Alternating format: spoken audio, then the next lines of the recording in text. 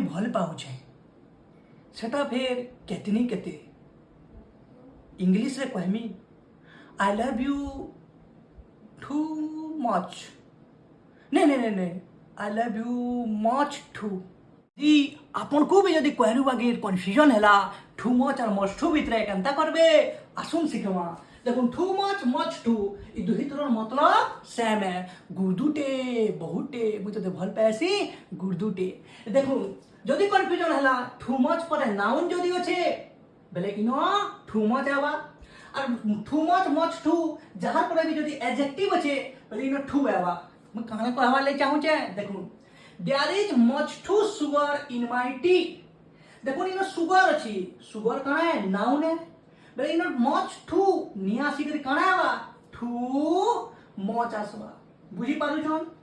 अब यदि this is too much hot to drink hot इन एडजेक्टिव है बेले इन कहां आवा टू मच नहीं आसे मच टू आवा